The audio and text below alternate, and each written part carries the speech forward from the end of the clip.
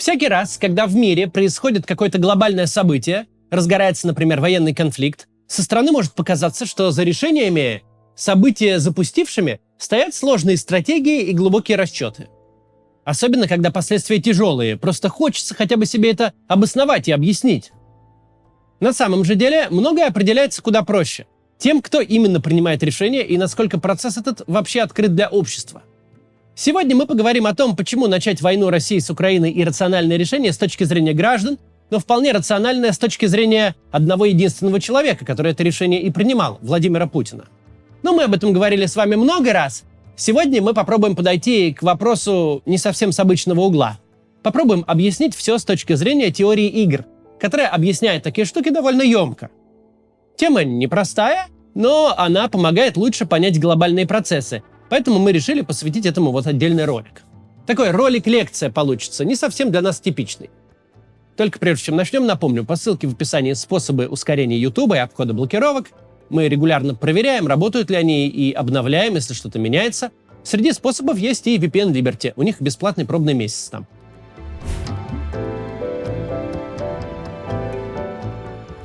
Что такое вообще теория игр? Это такой раздел прикладной математики, в основе которого лежит теория вероятностей. Если вы, положим, играете в карты, например, в покер, и хотите математически просчитать ход противника, теория игр вам в помощь. Точно так же она помогает просчитать действия вашего военного противника или компании-конкурента. Как именно это происходит? Чтобы предсказать действия субъекта, нужно сперва узнать его интерес. Одному очень нравится, например, билет на рок-концерт, другому бесконечная война, а третий хочет получить научную степень, и ему другое вообще не интересно. Сдается это отличие с помощью математических функций, так называемых функций полезности. И, исходя из этих функций, вы можете попробовать предположить, какое ваше взаимодействие с этим субъектом будет оптимальным. Условно говоря, вот вы идете на рынок за виноградом. Если вы пойдете утром, то, вероятно, сможете урвать самый лучший виноград, потому что его еще не раскупили. Но не сможете торговаться. Продавцы, у которых весь день впереди, скажут: «Нет, дешево не отдадим, потому что, еще успеем продать». Но если же вы придете ближе к закрытию, у продавца будет риск, что он вовсе товар не продаст. Тогда вы сможете торговаться и добиться хорошей цены. Но лучший виноград, возможно, уже раскупят до вас. И вот, предугадывая поведение продавца, исходя из его интереса, мы можем выбирать оптимальное время похода за виноградом, в зависимости от того, что хотим мы. Можно сперва подумать, что эта ситуация как раз игра с нулевой суммой. Так называются ситуации, при которых проигрыш одного равнозначен победе другого. Уступил – значит проиграл. Заключил сделку, которая выгодна противнику, значит упустил выгоду собственную. Политики этим выражением не брезгуют, часто представляя международные отношения как этакое перетягивание каната и вот та самая игра с нулевой суммой. Но сейчас поясню, почему такие ситуации в реальной жизни редки. На первый взгляд, взаимодействие продавца и покупателя может показаться антагонистическим. Они как бы борются друг с другом. Одному надо продать дороже, второму купить дешевле. Но на самом деле от конечной сделки выиграют оба, если она заключена добровольно. Эта мысль далеко не очевидна, но фундаментальна. Почему выиграют оба? Потому что, заключив сделку, оба удовлетворили свою потребность. Продавец получил за свой виноград деньги, которые его устроили, а покупатель за устраивающие его деньги купил виноград. Сделали они это добровольно, значит, оба в выигрыше. Так же работает и в случае крупных многомиллионных сделок и в международных отношениях. Конечно, игре с нулевой суммой могут соответствовать и вполне реальные ситуации. Например, поиск работы, в том смысле, что когда место достается одному, его как бы теряет другой кандидат. Или спортивные соревнования, когда одна команда выиграла, а вторая проиграла, и ничего тут не попишешь. Но в большинстве случаев все гораздо сложнее.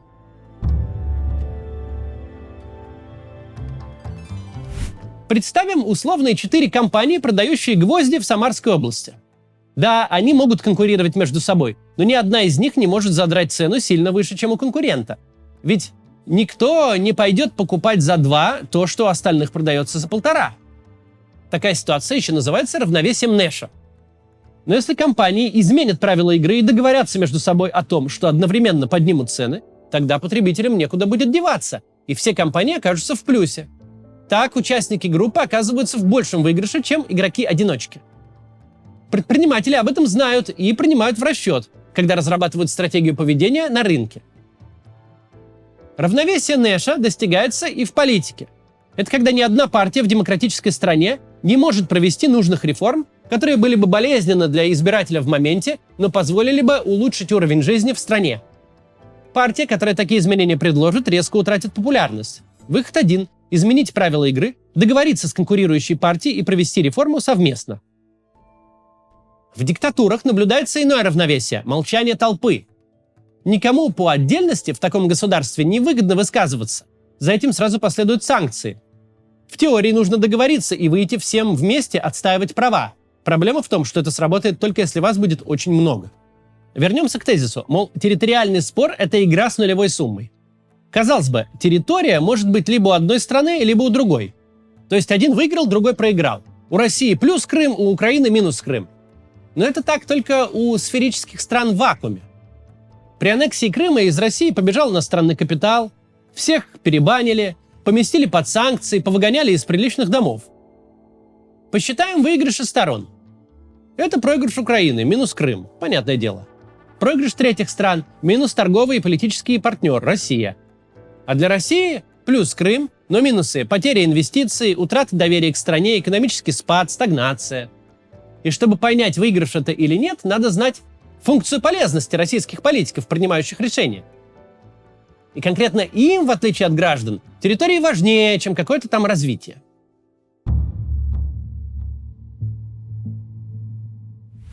Теперь другой вопрос. Зачем вводить против России санкции, если западным странам это очевидно в минус?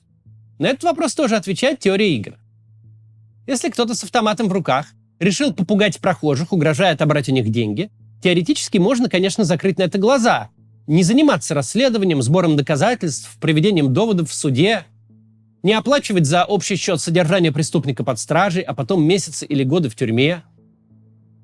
Но ведь всем в целом понятно, за преступлением должно следовать наказание. Для того, чтобы впредь было неповадно и этому конкретному преступнику, и всем остальным, кто о таком подумывал. В теории игр поведение, при котором человек или фирма или страна выжимает максимум из текущей ситуации, не веря в то, что их могут наказать, такое поведение называется оппортунистическим. После нас хоть потоп. Простой пример бытового оппортунизма – не платить за проезд в общественном транспорте. В Москве в 90-х, например, на тех, кто платил за проезд, смотрели как на людей по меньшей мере странных. А все потому, что безбилетников никто не наказывал. И сборы общественного транспорта были соответствующими. Другой, менее очевидный пример – отказ от вакцинации. Мол, я полагаюсь на коллективный иммунитет. Или решение не пойти на выборы, доверяя голосовать другим. Ведь поход на выборы – это затрата сил и времени прямо здесь и сейчас. Но за игнорирование с человека не убудет. А вот польза от голосования даже в действующих избирательных системах очевидна далеко не всем. Кстати, теория игр применяется и чтобы предсказать поведение избирателей. Помогает в этом концепция медианного избирателя. Не среднего по больнице, а именно медианного. Того, чьи взгляды находятся посередине политического спектра. Между левыми и правыми. И какое общество ни возьми, большинство в нем голосует именно за ту партию и политиков, чья позиция ближе к медианным взглядам. А потому политикам перед реализацией программы важно понять, где проходит эта медиана. Чья программа окажется к ней ближе, тот и победит. Супермаркеты тоже этой концепцией пользуются, чтобы подобрать ассортимент именно для покупателя с медианным доходом. Но вернемся к оппортунистическому поведению. Нужно понимать, люди в целом к нему склонны, ведь оно сулит выгоды здесь и сейчас. И это надо всегда иметь в виду. Склонны к нему и политики. Можно раздавать перед выборами обещания и не выполнять их. Можно приходить к власти демократическим путем и пытаться устроить диктатуру. Напасть на соседнюю страну, чтобы набрать себе политических очков. И так как от такого поведения страдают все вокруг, его нужно стараться пресечь.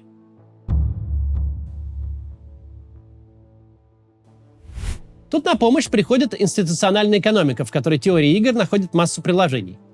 Институциональная экономика утверждает, чтобы кому-то было выгодно вести себя по правилам, нужно, чтобы за оппортунистическое поведение была достаточно суровая санкция, которую наложат с высокой вероятностью, и заниматься этим должен так называемый гарант. В бытовом случае мы знаем, что если мы не заплатим за проезд, есть риск нарваться на ощутимый штраф. Если мы нарушаем правила дорожного движения, мы получим штраф, причем с вероятностью очень высокой, благодаря дорожным камерам.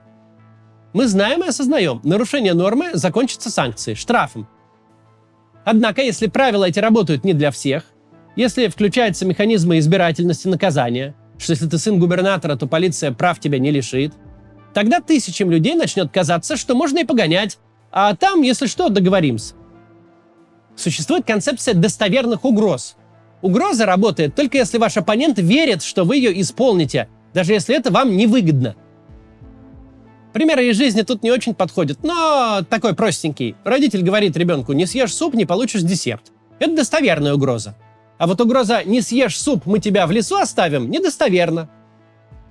В играх с ненулевой суммой очень важно вводить санкции достоверные угрозы. Пока все агенты, то есть фирмы, организации, политики стран, добровольно взаимодействуют, для каждой из них генерируется выигрыш. Например, поехал студент по обмену, произошло распространение знаний, выгодное всем странам-участницам. Заключили контракт на поставку турбин, ждите с одной стороны турбину, увеличение генерации электроэнергии на речке, а с другой – хороших зарплат у рабочих на заводе, где производят эти самые турбины, и по всей производственной цепочке. Если же кто-то вместо того, чтобы генерировать выигрыш сообща, решает урвать лишнее, его наказывают. Если поставщик деньги берет, а турбины вовремя не поставляет, покупатель подаст в суд, который в этом случае является гарантом. Суд обяжет виновника компенсировать потери от простоя всех, кто эти турбины ждет. Так оппортунистическое поведение наказывается, и в следующий раз поставщик постарается контракт соблюдать. Вместо суда гарантом может быть крыша, родовые связи, репутация исполнителя. Агенты бывают разными, но роль у них одна – обеспечивать норму. Но что если на свою репутацию надежного торгового партнера крупному агенту плевать, и он использует свои ресурсы для давления на одного из клиентов? Как 20 лет назад, например, во время так называемых газовых войн России с Украиной. Когда Россия, пусть ей это было и невыгодно, пыталась давить на Украину с помощью цен на газ. Помимо репутации, гарантом кооперативного международного поведения традиционно считалась ООН, которая в случае нарушения норм общежития должна навести порядок, вплоть до ввода миротворческого контингента. Именно это, по задумке, должно было отличать ООН от существовавшей до Второй мировой Лиги наций. Но оказалось, что если нарушитель один из членов Совбеза, он оказывается парализованный. Предпринять что-то против Соединенных Штатов или против России организация просто не может, потому что эти страны из раза в раз просто накладывают вето на действия против себя или своих ближайших союзников. Кстати, немаловажным гарантом мировой безопасности является ядерное оружие. Никто не желает проверять, что будет, если он первым нажмет на кнопку запуска ядерной ракеты или всерьез нападет на страну с ядерным арсеналом. Но он есть не у всех стран. У мировой безопасности как будто было еще два гаранта – НАТО и Соединенные Штаты. Но российское государство явно считает угрозу от них недостоверной. То есть не верит, что может последовать военный или какой-либо другой значимый ответ. А ответы экономические, пусть с круговым маршрутом на кривой козе, но российское государство обходит. Что показывает теория игр однозначно? Так это то, что действия игрока определяются его предпочтениями, его оценкой достоверности наказания за оппортунистическое поведение и суровостью этого наказания. Например, для кого-то война сама по себе может являться ценностью. Ему может быть не так важно, с кем именно он воюет. Может быть, не важна цена, которую придется заплатить, потому что платить ведь придется не ему. Единственное, что будет важным для такого игрока при выборе новой цели, это его оценка последствий. Сойдет ли все с рук лично ему? Или в этот раз нет? Наказание или негативные последствия тех или иных действий не обязательно должны происходить потому, что их кто-то к тебе применил. Ситуация может становиться хуже просто сама по себе, даже независимо от того, что делают другие участники процесса.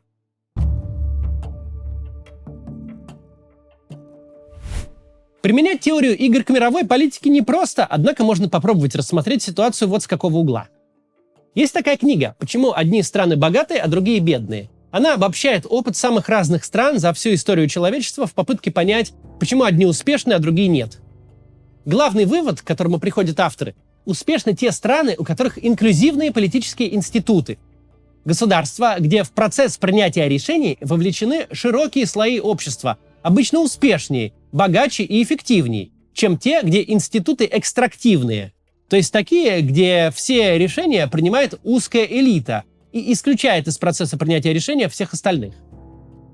Объяснение, почему так происходит, может дать как раз теория игр. И мы хорошо можем это видеть на примере нашей страны. Россия как государство и ее жители в среднем от войны сильно проигрывают. Какой параметр за метрику не возьми. Сотни тысяч россиян просто потеряли свои жизни или здоровье на этой войне. Но даже те, кто нет, тоже проиграли. Жить в России стало опасней, люди стали в среднем беднее. Международная изоляция, санкции, рост преступности от даже частичного возвращения армии домой. Это все сплошные минусы. Из плюсов же только захваченные развалины украинских городов и сел, которые на самом деле тоже минусы, потому что теперь за счет всех остальных граждан России их сначала нужно разминировать, потом отстраивать обратно и содержать оставшихся там пенсионеров. С точки зрения теории игр, этого события вообще не должно было произойти, потому что принятие такого решения нерационально, с какой точки зрения на него не посмотри. От него проигрывают все, причем то, что все это пойдет именно так, было понятно с первого дня войны, до ее начала. Если бы российское общество принимало бы это решение, оно никогда не было бы принято. Если бы в России были инклюзивные институты, в парламенте заседали бы все представители российского общества, а дискуссия была бы открытой и вести ее можно было бы без страха, что тебя посадят за неправильное мнение, абсолютное большинство общества, от предпринимателей до военных, от учителей и врачей до чиновников и генералов, высказались бы против войны. И влияя они на принятие решения, оно никогда не было бы принято. Возможно, процесс обсуждения и решения смотрелся бы затянуто, сложно и нелепо, но принятое в итоге решение учитывало бы интересы очень широких слоев общества, и вместо войны мы бы продолжили с Украиной торговать, наладили бы еще в 2014 году отношения с ее новым руководством, никто бы не погиб, все бы богатели. Так было бы, если бы институты в нашей стране были бы инклюзивными, то есть включали бы много людей в процесс принятия решений.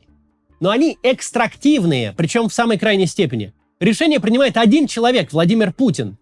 Он ни от кого не зависим в принятии любых решений и свободен в этом, а высказывание альтернативного мнения карается многими годами тюрьмы.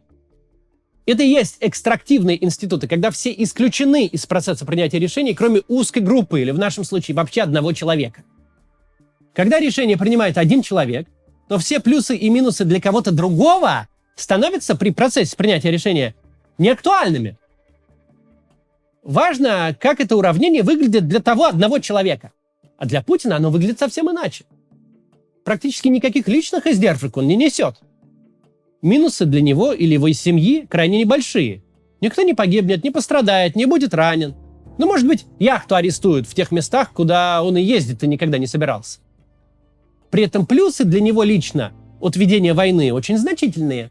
Во-первых, ему просто интересно и весело жить. Войска по карте двигать — это вам не подъезды на прямой линии ремонтировать. Но не только это. Власть его укрепляется, становится неограниченной совсем уж ничем. Те решения, которые в мирное время ему принять было бы сложно, сейчас можно спокойно принимать под соусом военной необходимости. Но самое главное, когда идет война, у людей возникает меньше вопросов, почему, собственно, страной уже 25 лет правит один человек. Лучше ли это кандидат на ту должность, которую он занимает, и не стоит ли выбрать туда кого-нибудь другого? Ведь формально по Конституции президента все-таки выбирают, а значит опция, что его можно заменить на кого-то другого, у людей в голове все-таки имеется. Решение начать и вести войну выглядит совершенно нерациональным и неправильным, если смотреть на него с точки зрения российского общества. И оно никогда не было бы принято, если бы российское общество могло бы такие решения принимать. Но оно выглядит очень рациональным и выгодным с точки зрения Владимира Путина, у которого лично от этого решения одни плюсы, а минусов почти нет. Поэтому он его и принял. И мир никакой не хочет, который сулит ему одни проблемы. Начали мы ролик с разговора о термине «игра с нулевой суммой». Но мир работает совсем не так, и мы можем убедиться в этом, взглянув на историю нашей страны, причем всего-то на 15 лет назад. До 2014 года Россия и Украина действовали кооперативно. Выигрывали от сотрудничества друг с другом, активно торговали, усиливали друг друга. По факту существовал единый рынок, страны жили в едином языковом пространстве, продукты, производимые в России, потребляли в Украине и наоборот. А потом отдельно взятый человек, Владимир Путин, принял решение вторгнуться в дела, а затем и на территорию соседа. Это решение одного человека привело к конфронтации, которая имеет полезность для него самого. но несет вред или отрицательную полезность, если уж у нас сегодня лекция, для граждан обеих стран. Обе стороны начали от нее активно проигрывать. Из состояния мира и взаимного сотрудничества страны перешли к тому, что человеческий и экономический капитал и даже человеческие жизни друг друга они тратят на разрушение у соседа. Конечно, инструментарий теории игр вряд ли позволит здесь и сейчас остановить войну. Но, пользуясь им, мы можем, во-первых, приблизительно представить устройство принятия решений в автократической стране, а во-вторых, и действовать соответствующе, не допуская концентрации власти в одних руках, чтобы не возникало ситуации, что принимаемые решения, выгодные одному человеку, ввергают в войну и в огромные потери два больших и очень когда-то близких друг к другу государства. До завтра.